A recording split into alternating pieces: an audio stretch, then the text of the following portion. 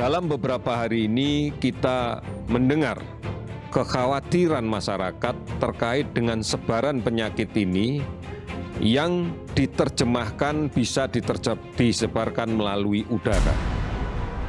We have been talking about the possibility of airborne transmission and aerosol transmission as one of the modes of transmission of COVID-19.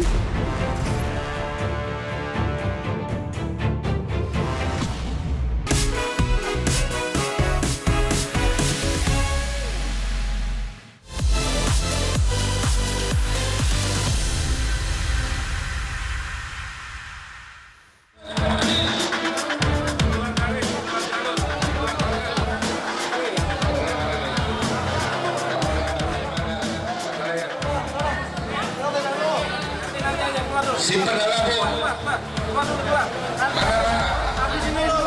Jangan di sini.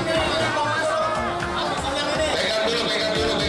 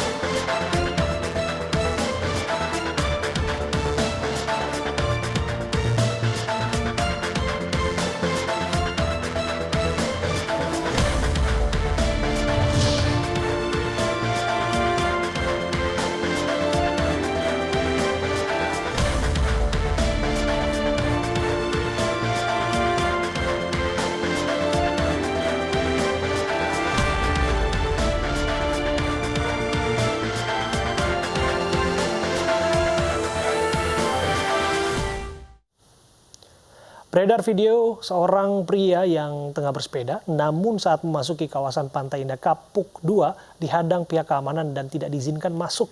Menurut pesepeda, ia harus menunjukkan paspor jika ingin masuk.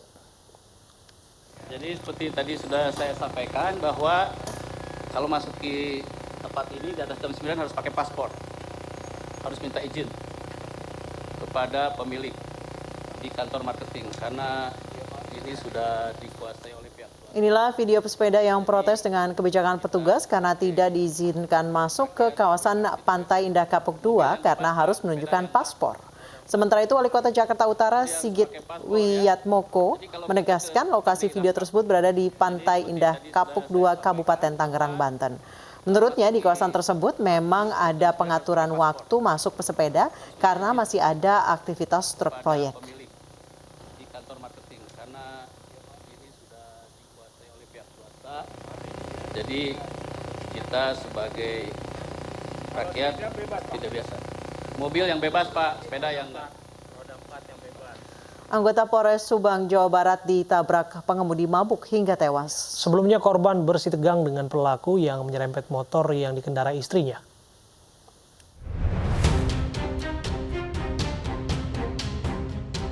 Inilah detik-detik ketika sebuah mobil menabrak polisi yang tengah mengendarai sepeda motor di Jalan Raya Pagaden, Kecamatan Pagaden, Subang, Jawa Barat.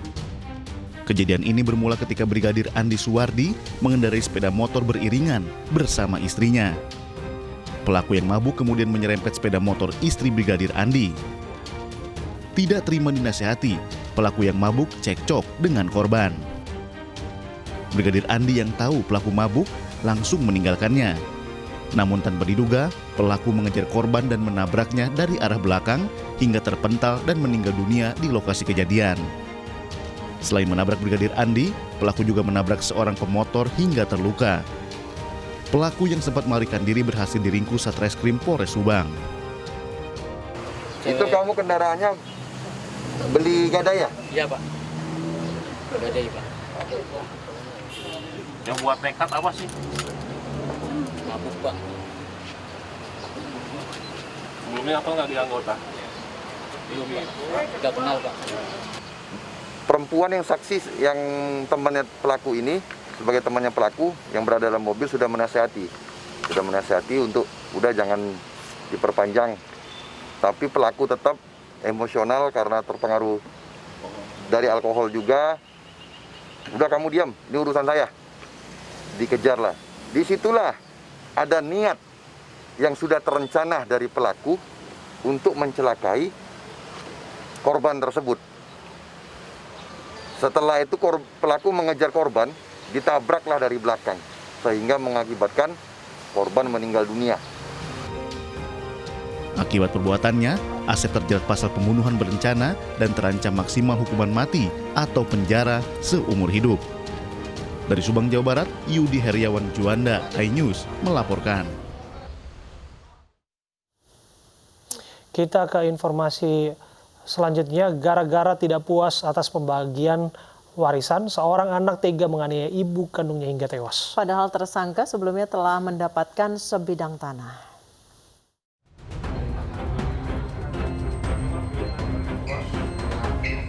Sungguh kejam apa yang dilakukan Hartoyo, warga Kebumen, Jawa Tengah. Gara-gara warisan, ia gelap mata sampai-sampai menganiaya ibunya yang berusia 83 tahun hingga tewas. Ia mengaku geram terhadap ibunya lantaran si ibu menolak mengubah surat warisan kepada pelaku. Padahal sebelumnya, pelaku sudah mendapat bagian warisannya berupa tanah yang telah ia jual senilai 45 juta rupiah.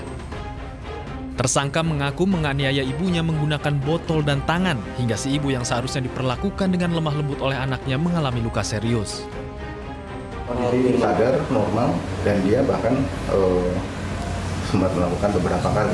Ya, jadi tidak sengaja atau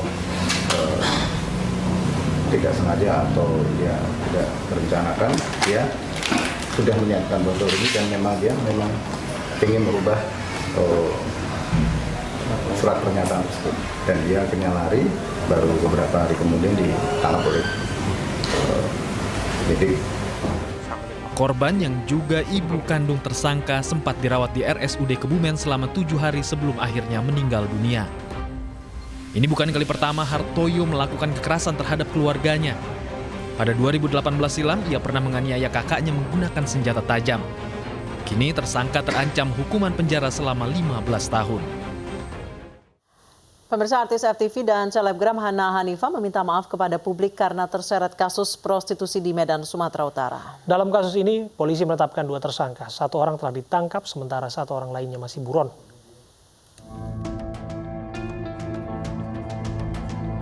Saat keluar dari ruang pemeriksaan di Mapolrestabes Medan, artis FTV dan selebgram Hana Hanifah menyampaikan permintaan maaf kepada masyarakat karena terseret dalam kasus prostitusi. Untuk sementara status Hana dalam kasus prostitusi ini adalah sebagai saksi. Namun jika dalam pemeriksaan lanjutan diketahui Hana aktif menawarkan diri, maka status bisa berubah menjadi tersangka.